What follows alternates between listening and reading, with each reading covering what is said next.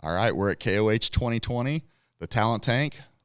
We're filming down here in Lasertown this morning, and it is a cold morning, early in the week. We've got Bryan Crofts with us. Good morning, Bryan. Good morning. How are you guys? We're wonderful. As you guys see in the background, we are at Lasertown. Cody Wagner is so nice to let us partake in his facilities here. He's given us carte blanche access. I love the guy. Come to know him really well this week. He's really nice, and it's so cold outside that we're shooting inside this morning. Yeah, it's nice to be inside. Yeah. Well, Bryan, nice to meet you. Nice to meet you officially. I've followed you for some time now as you kind of popped up on the radar of many off-roaders as being tied to Bailey Campbell. You guys are engaged now. Correct. How long have you guys been engaged? Almost a year? 7 months, 8 months. Yeah. So, how did you do it? Mexico at the San Felipe ULTRA4 race. Nice. So, nice tying it in. Yeah. And how long have you guys been together? Coming on a year and a half, 2 years? A year and a half, maybe. Yeah. Yeah. So the question that I have had people ask me that knew that I was going to interview you is, when you guys do get married, are you going to hyphenate or not hyphenate? Hopefully she's going to. She's going to. It won't be, because that's like this long going joke is about is Bryan Campbell. Yeah. They've already put my name on the car as Bryan Campbell and trailer as Bryan Campbell, but you're such a good sport. I go with it. I think that's a good testament to who you are, that you're a good sport about it. That someone's got to play with it.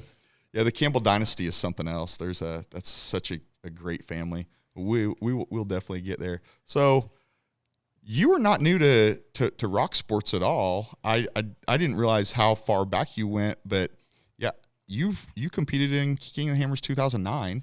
Correct. Yeah, I came out 2009. I got into it through We Rock. So competed in We Rock for a couple of years before KOH, before 09, and saw that magazine that came out in 2008. I think Crawl came out with the King or something like that, and Shannon was on it, or someone was on it, and that got me all interested in it, and I wanted to go race. It sparked the fire in so many of us that started making this trek out here. Had no idea what it was. Yeah, right. And so you're like a Northern California guy. Yep. Where are we from? Novato, California, like 30 miles north of San Francisco. Oh, so like wine country. Pretty close. Almost. Yeah. Okay. That's a beautiful part of the world. But today you live in Queens Creek, Arizona. Queen Creek, not a plural. Yep. Queen Creek, Arizona. Not King Creek? Nope. If Shannon lived there, would Shannon make him change it? Probably. I like that. And then you are you're a sheriff's deputy? Correct. I work for San Francisco Sheriff's Department. That's pretty awesome. But I think you're if I understand right, you're like in a transition. You got injured on the job.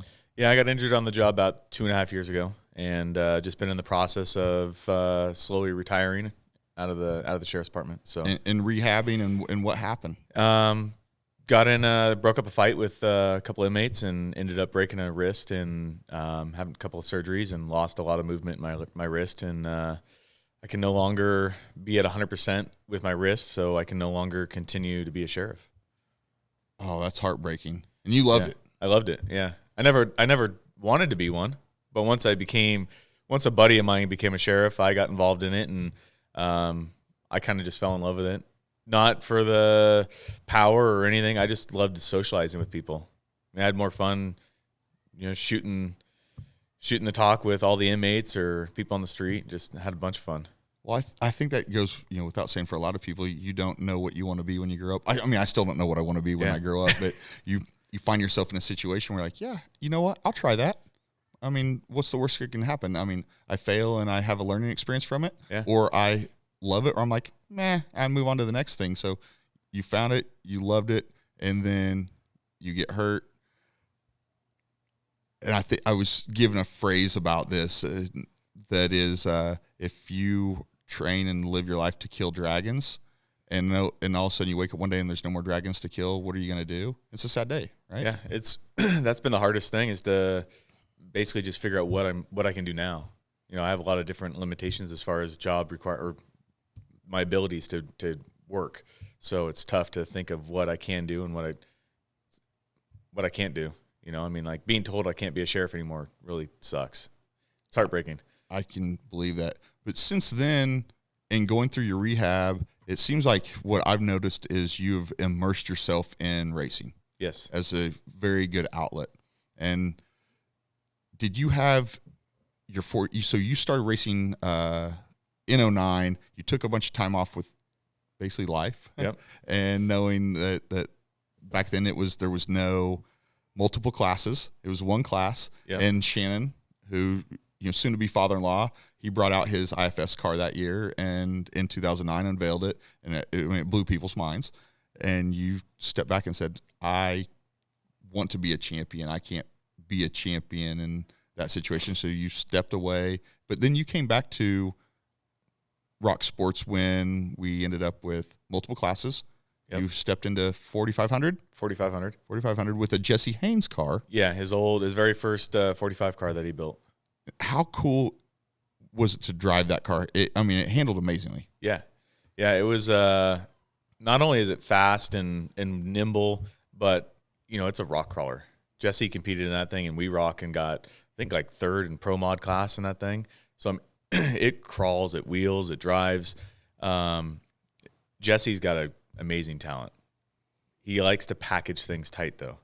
So they're not the best, the easiest to prep. Correct. Yeah, and he's an awesome guy. Every and any question I had with the car, I could call him up and he'd tell me anything about the car. So it was kind of nice getting back into the sport, not knowing kind of what I was getting myself into, and having someone there to kind of help me handhold and basically lower and flatten out that learning curve. Yep. Dude, that's all. If there's anything that I've learned certainly in this community is that the people sharing of knowledge, there's such this open sharing and the flattening of the learning curve, leveraging of relationships, and that standard, and I've said this many times, and someone else even gave me this, but your future father-in-law, Shannon Campbell, he truly is the guy that set that standard. Yeah. He said it 15 years ago. Hey, it's my junk, and whatever you want to know about my junk, and that's how he talks about my junk. Yeah. I'll tell you whatever you want to know, because you can build the exact same car. You can have the exact same car as me, and I know my talent level that I'll still beat you. And that's always what Shannon has always lived in stride by, and he set that standard for all of us, and it still goes without saying out here. I think so. The other cool thing about our community is we'll give each other tips, help, parts, whatever, so that we can all be there on race day. Like that's a big one. I'd rather beat you on the track than on the trailer. Yep. Yeah. It's cool. You don't see that in circle track. You don't see that in drag racing. You don't see that anywhere, but here in 4,400 or here in Hammer King style racing, ULTRA4 racing, and I believe that you can trace back that DNA back to the way Shannon and how Shannon was viewed in the early years of the sport and still is today, but that he kind of set that standard, and everyone was also like, that's the right thing, and that's how I am, and because we're all wheelers and you wanted your buddy to be able to go wheeling on the trail with you. So we were already of the mindset that we're sharing. Yeah. Trail wheeling, we all want to go out and have fun and party and whatnot. And everyone hates it when someone else can't make it. So that's right. It's kind of the same thing here. We're a small group, we're a big group, but we're small and community wise. And we want to see everyone go out there and play. And I think that's the biggest thing. Like when I first got that car from Jesse, is he wanted to make sure that car was out there and would help me make sure the car was ready. So, nah, it's legit. And then somewhere there, you raced that car for about a year and a half. Yeah. And you're like, okay, I need some big boy pants. Well, after the Mint, I raced it at the 50th at Mint 400. And after that was the last time I wanted to get in that car. So I literally, on the way home from the Mint, put the car up for sale and called Randy and said, hey, I want to build a IFS car. So, and that was effectively a 2-seat Red Dragon. The Randy and company over at Jimmy's 4x4 there in Cortez built for you. Yeah, correct. We took kind of some of the look that I wanted and put it into that chassis. So I wanted some different looks to it, not necessarily for dynamics of the vehicle, more of aesthetic, which really changed the look of that car. But we put a different tail section on it than some of the other two-seat Dragons that are out there. We put the newest updated front end on it. We lowered, the motor, transmission, transfer case as low as we could. We did a lot of little things to that car to make it set aside from the others. It's super stable. It was like, just visually looking at it, I don't know what tape is, but it looks like it's about 93, 94 inches wide. It was 92 and a half, depending on how much camber. Yeah, so it was a wide vehicle. And what was the ultimate wheelbase? 121, 122. Yeah, we'll start there. Bailey.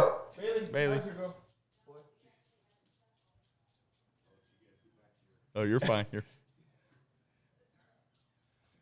And what was the wheelbase on that car? It was 125-ish? 121 and a half to 122. Okay. Just depending on ride height and whatnot. Well, when I saw your San Felipe video of your qualifying in that car, there's a huge step down on that qualifying course, and you went into it sideways, you went off of it sideways, the opposite sideways, and you landed the other sideways. You never lifted, cut the wheel, drifted the turd, and just flat out peeled out. And it was that moment where I was like, one, that car is sick. Two, you are a very good driver. Like, most guys would have lifted, and there was no lift. Yeah, no, I appreciate that. And I think it's, going back again to motorcycle days, being on a bike. And also, there's a lot of – I have other background as far as racing, road racing and whatnot. And I think a lot of that comes just back from being in the seat and seat of the pants feel. No replacement for seat time. Yeah. But yeah, pre-interview we talked about you're a bike guy. Yep. And I keep finding these guys your guys that are out here racing ULTRA4 that are fast in the rocks.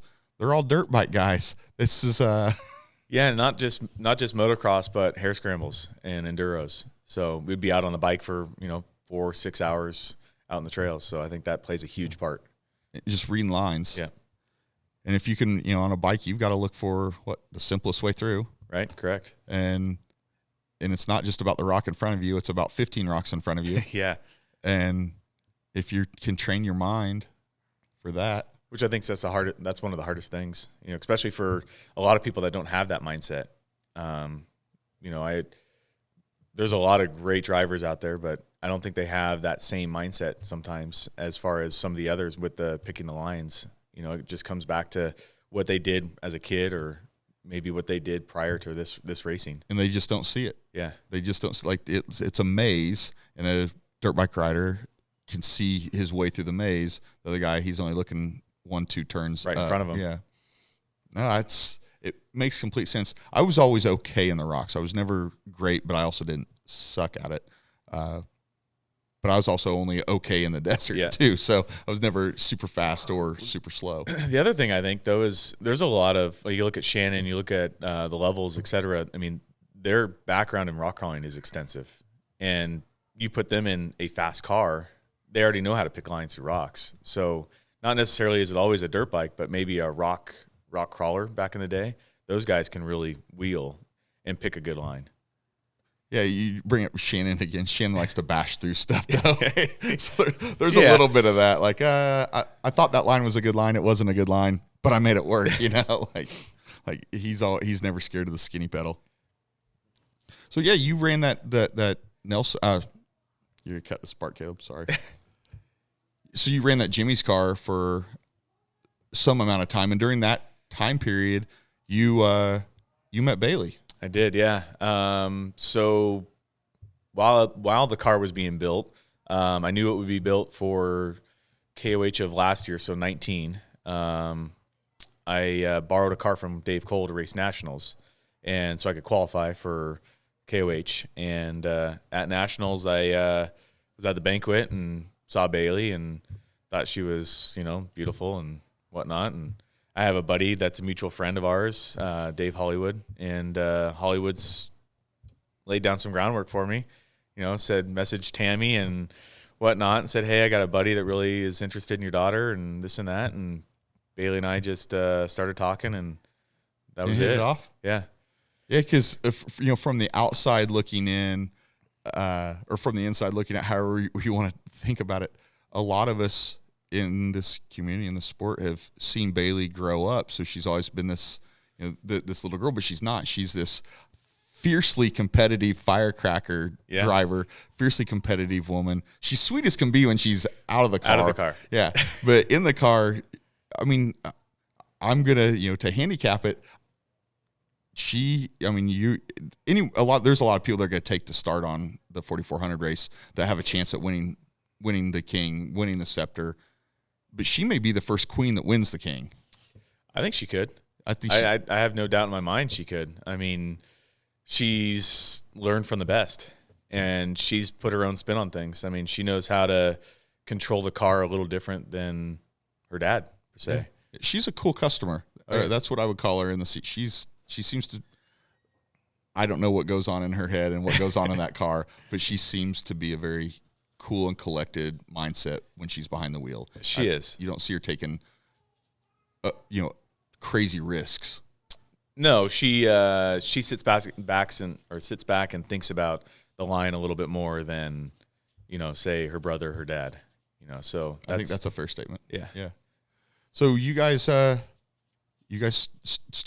I guess where I went with that was it was very interesting to see, a guy, her to have a suitor in you, from inside the community looking at her. It's no surprise that it was probably going to happen, but when it did happen, there's a lot of protective dads out there. Oh yeah. Not in a Shannon. It was kind of everybody, like the whole community was like, what? Well, I think Shannon was the most acceptant. He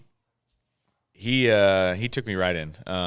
It was the others, Nick Campbell was a little scary to meet for the first time. But then everyone in the race community would give me, grief about it and really see what I was looking for out of what we were doing. Right. If I was just there to be there or if I was actually looking for something serious. So, and I think, proof is in, actions, not words. And as everyone started to see how happy Bailey was and is, and to continue to see her, how happy she was, it became very apparent that you were clearly a good guy, that you were clearly treating her well. She was clearly getting out of the relationship things that she needed, and you were as well. And everyone's backed off, like, okay, we can unruffle our feathers. We can sit back down. Okay, this guy's good intentions, good guy. It was kind of funny and cool to see that how many people were like, whoa, that's Bailey. Yeah, that's rethink this, buddy.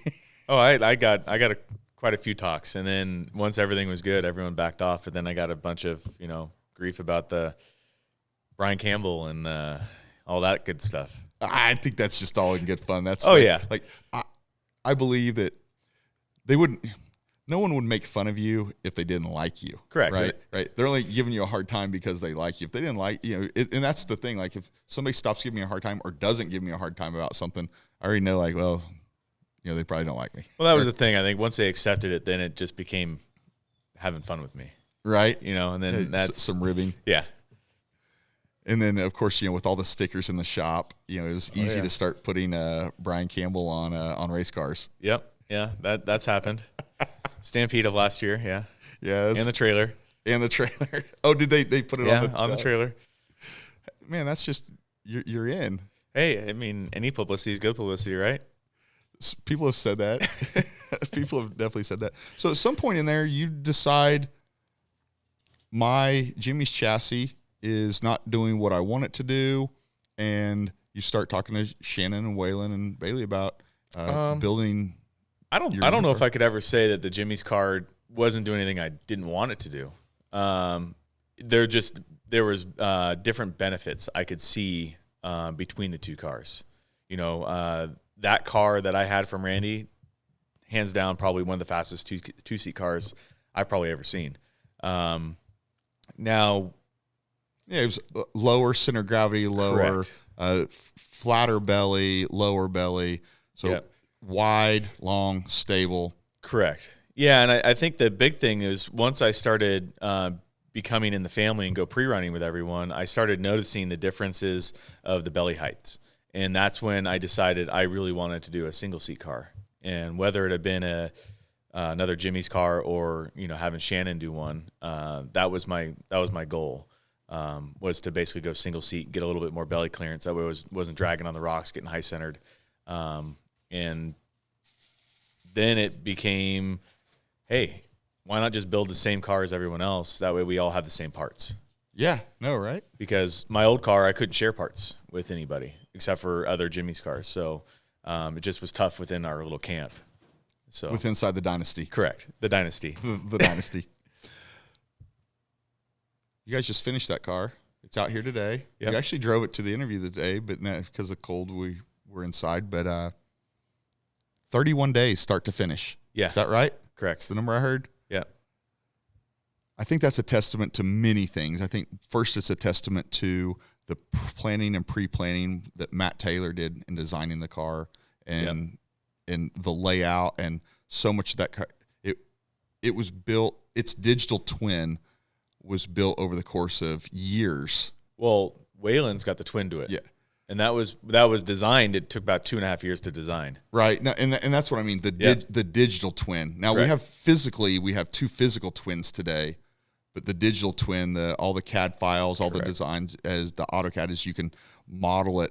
Matt had a ton of time making it to the point that when you hit enter hit print, so to speak, and you start cutting out plate and cutting out tube and positioning and creating jigs for it, that because of all that pre-work, you can see the physical work crank out so quickly. Yeah. I mean, from time to laying out the first tube to the time the chassis was fully welded was 2 days, 3 days? We had the table, the jigs, and the base of the chassis done in a half a day. Yeah. And then it was just start stacking tubes. It's no longer this, this needs to be 15 and 5/8, and you cut it and go over and tube notch it. It's of course there's always a little hand clearancing, massaging, things that look correct in the computer that just didn't work. Matt is very precise, and I think that's the problem with Matt sometimes is it'll be a 16th, but a 16th in the computer clears, but a 16th in real life may not clear because something else may be just shifted just that 16th. Yeah. Absolutely. So I mean, there's definitely he's a perfectionist, though. That's what we love about him is how to detail he is about that stuff. And that's what I found out as being kind of taken in by the Campbell crew for multiple times staying with them, multiple races hanging out with them, multiple times lending a hand and pitching in on the cars, is meeting Matt and what he's done and who he is and how he accomplished what he is. I love that guy. Yeah. He's a character. I would say he's kind of quiet until you get to know him. And then once you know him, it's game on. Oh, and he'll tell you how he feels too. That's absolutely. Yeah. So you guys were able to crank that car out fairly quickly. What were the pain points of it? For me, just waiting. 31 days was too long. I wanted it now. But just parts, right? Getting parts is just always getting them in. Yeah. Trying to get them rushed. I mean, we collected parts, kind of right after nationals, just started the process of ordering and getting things ready. But that was kind of the hardest part. And then also we changed the bulkhead on my car to a one-piece billet bulkhead. And that was a tough one because that was a mid-change. And we had to find someone that could actually machine that. Okay. So that was probably one of the bigger holdbacks that held the chassis back almost 3 weeks. Oh, wow. Yeah. Yeah, that'll slow you down. Yeah, we were hoping to have the car done, wired, and everything at Christmas. But how much time have you had in the car now? Like 20 miles. Oh, okay. Shock tuning. Something. Yeah, I had 60 last year. But as we've learned from other multi-car teams, being able to leverage information, I've had talked to other Jimmy's guys like David Hartman, and his car versus Cade's car they're also physical twins that they were able to steal tunes. Once one car was tuned, they were able to basically steal the crib sheet for theirs. We've seen it with like Lauren and some of the stuff that he's done with Von Gitt and some of the stuff that he's done. The being able to leverage teammates running similar or same chassis. Correct. And so your car, even though it's a brand new car, fully new, you guys not only have Matt's digital twin, you also have Waylon's physical twin sitting there that you can leverage off of. So it's almost turnkey competitive. Yeah, and we used a lot of the information we got from Bailey's car as far as spring rates and valving and stuff to put in Waylon and my car, because Waylon hasn't had any time in his car either. So our car has literally just hit the lake bed and got shock tuning. So we're both. See, I didn't know that about Waylon's. We're both new. Oh, this is going to be fun. So we both have about the same amount of time in the car. Wow. Okay. So after exiting the UTV race. Yep. Now you guys have loaded all the UTVs up. And they're gone. They're back gone. home. They're on their way to Phoenix. They're going back to Gilbert. Yep, Gilbert. I had to think about that for a second. I've been there a few times, but yeah. So, and Shannon's got to be happy that all those trail fleas are out of the pit space. The big cars can all come in, and you guys are about to the point of needing like a second or even third 18-wheeler. I think so. Yeah. How many cars were you able to fit in the 18-wheeler this time? We can fit 3. So the problem is the cars are getting bigger, longer wheelbase, heavier, wider, etc. So we can no longer fit 3 of the big cars per se in the two semi. cars and a Razor. 2 cars and a Razor, especially coming through California. Oh right, yeah. 55, stay alive. Yep. And weights and all the stations. Oh yeah, absolutely. So yeah, you guys are. Yeah, you're in. Campbell's truly in the expansion mode. Yeah. I think that's very cool. Well, I think it's cool too because like I said, we did my car in 31 days. Waylon's was 37. So it's just cool that we both have about the same amount of time in the car, same amount of time building the car. So it'll be fun to see how well they do together. Well, you can already say you're faster by 6 days. Yeah, right. Yeah. Sorry, Waylon. And powder coated. Yeah, sorry, Waylon. You're out. I know it maybe sounds awkward of how the relationship kind of began and where it's going and how it has ended up, but many people set up partnerships and this multi-car team thing. We've seen it with other people doing it for various reasons. Being one is good with marketing, one is good with the racing, the building, and the prep. Yep. And then you've kind of came in and you kind of married into it. But how cool is the ability to leverage the Campbell Dynasty of partners?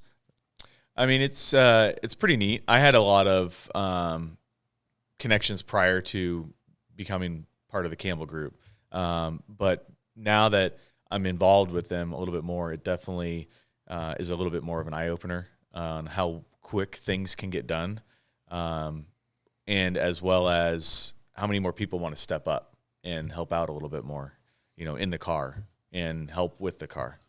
So yeah, I mean their team is, it's just not them; they're the drivers. But you've got, if you walk into y'all's pit this week, all the guys I walk through and like knowing them, there's 10 people working on each car and working their way down the line. And so from that standpoint, it's really cool to leverage up to ensure that each car is ready because everyone shares in the success of it. It's no longer just you and your garage prepping or you and your co-driver prepping, and then you have to make some concessions to get somebody to help split pits and all that. Well, I look at it as, I came from working in the garage and having, some buddies come over with some beer and help them prep the car, to coming out and going under a semi-truck awning and having people asking what they can do to my car. And I always tell them, make sure their car is done first. I always want to make sure their stuff's done before they even come close to touching my stuff.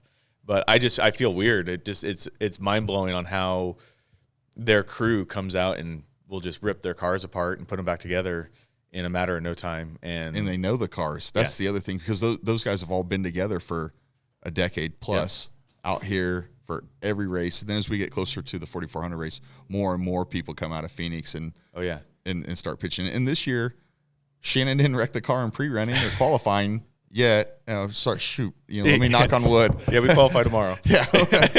Sorry that, Hammer King's going to run that little clip after something happens. Wow. Wyatt jinxed it. No, because that's what happened in 18. Yeah, Shannon, went yard sailing after a photo shoot, and then we spent a bunch of time putting the car back together, and it's all hands on deck. Yeah, and we've what's been nice is between both of us, we've collaborated with a bunch of different companies too, which they didn't necessarily get help from prior, but are now helping them as well. So it's just now that we have more people, even more people coming in and helping.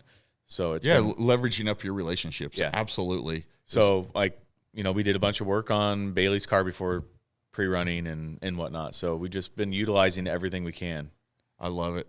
So you guys have a pretty good strategy, even though you might not know what the strategy is what I hear. Yeah, probably Ryan Miller's probably got the strategy all figured out. So I came by to see you last night because of the storm that came through Hammertown last night. I came, and I don't have very good cell signal out here at all. So I came by to check on you and say, hey, we may move location, which we did. We stayed at Lasertown, but we moved inside. Cody was nice enough to let us move inside.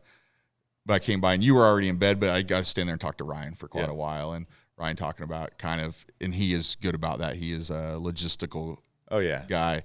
And he's got it down to a T. Oh, yeah, this is multiple years of it, multiple years of it. So you had co-driver time with Bailey recently. In a couple of cars. Tell us about that dynamic. It goes good, actually. Yeah. People think that we argue or would argue a lot in the car. Our first experience in the car together was UTV Nationals, I think. Okay. And she rolled me. And, but it was all fun. Scared me. Those little things are scary to be a co-driver in. Yeah, because I'm one of those guys that many people I've talked to. If you're a driver, making that transition to the right seat for anything is hard. It's not just what's going on and ensuring the I's are dotted, T's are crossed, but it's also the motion sickness. It's you don't have control over where you're going. So sometimes you want to just focus on the GPS, then that makes you sick. I think it's been good. I think our only argument we ever got into was at the 1,000 this year. I lost the GPS on my side, and I didn't know where we were going. I mean, I kind of knew because it was a section that we weren't allowed to pre-run. They had it closed down because of the big rainstorm and everything down there. So we didn't really get to run that section, and it didn't get loaded in our GPS. So as soon as we hit that section, it went blank, and it was just basically calling corners when you could. And we already been in the car for a long time, and we just got in a little squabble, and I sat in the passenger seat and in the co-driver's seat and didn't say anything for about a half hour, and just sat there. You know what I think is cool is, so when, I'm sure this happens to you guys when you're driving on a normal vehicle and you're talking. I like to drive and look forward. I'm not sitting or if I'm sitting in the passenger seat and I'm talking to my wife and she's driving, I'm still looking forward. But that's not how she works. She wants to turn and look at me and talk to me, or turn and look at me and she's talking to me like this. Well, when you're in the race car, you have the Hans on. Bailey can't turn. No. She can't turn. Let me turn my head. Bryan, listen to me. Look at me. Yeah, it's been fun. She really doesn't need a co-driver. I don't think so anymore. I think her time with Terry. I think Terry helped her out a lot. Yeah, got her to really learn the car. I think have confidence in herself. Yeah, I think she's has the innate ability and the innate talent. I think it's obviously in their blood, and it's been in their blood for generations at this point. Being now a second generation racer and growing up with her father racing and all the time that he had, and she just took to it, very well. Yeah, but I think Terry. I think Ryan and her were really good and took her to a certain point. And I'm no knock on Ryan. I love Ryan so much. And then Terry, it feels like Terry's experience took her to that next level. But then even at that point, she has outgrown Terry even. I think it's good to say, or fair to say. I mean, she's definitely – I think it is good to have a co-driver, though, because she does have the Campbell blood in her. So, she does like to get a little She's heavy a on the firecracker. throttle. Yeah, she is a firecracker. So it is good to settle her down a little bit here and there. That's what they say, or the saying is a good co-driver can talk the driver down off 1,000 cliffs or 1,000 ledges. Yeah. Or 10,000 ledges in the case of King of the Hammers, and 5,000 are real ledges, 5,000 are mental ledges. But yeah, that's a full-time job. So your single seat car. How do you think you're going to transition to the mental side of that game? I don't know yet. Okay. I guess it'll be like being on a dirt bike again. Just trust yourself.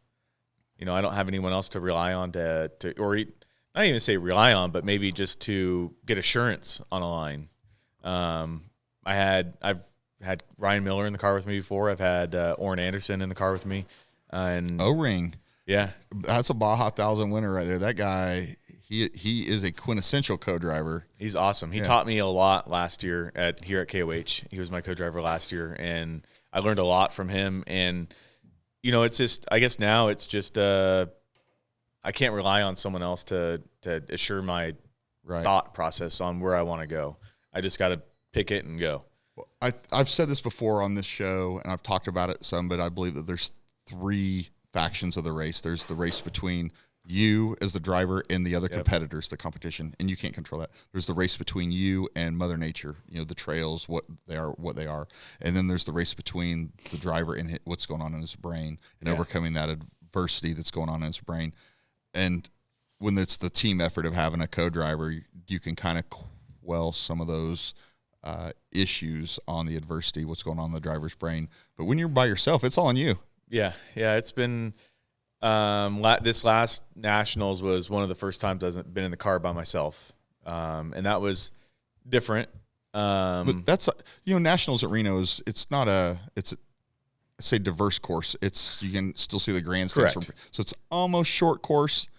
But not. Yeah, and it was fine. I mean, there's definitely just little things that I've learned being by myself versus having a co-driver. Did you guys run spotters? We're supposed to, right? We're supposed to always have a spotter in the stands. Yeah. But are we using them for cornering or whatever? Not really. We're using them more for, hey, there's a rock or there's a bottleneck in such and such rock section.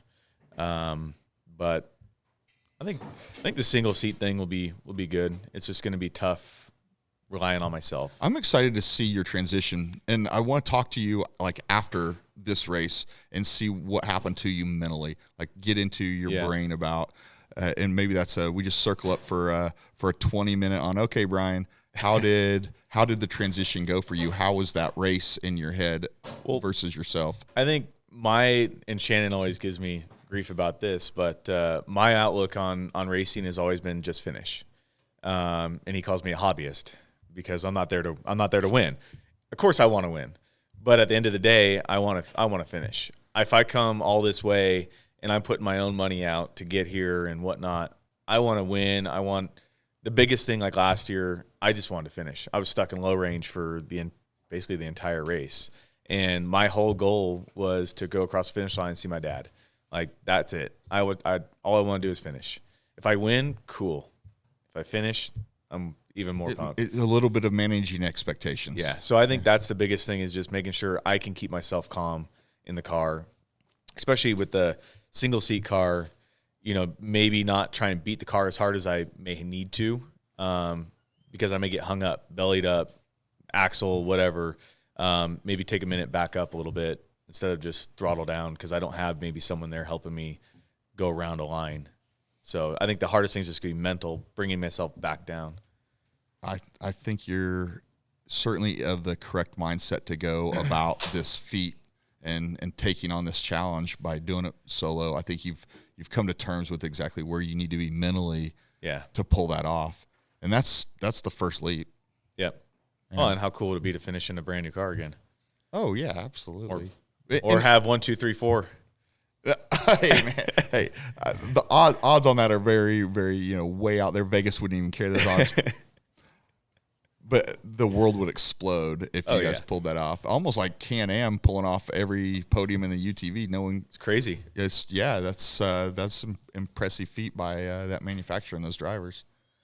Well, man, Bryan, did we cover everything you kind of wanted to get out off your chest on this little session? I think so.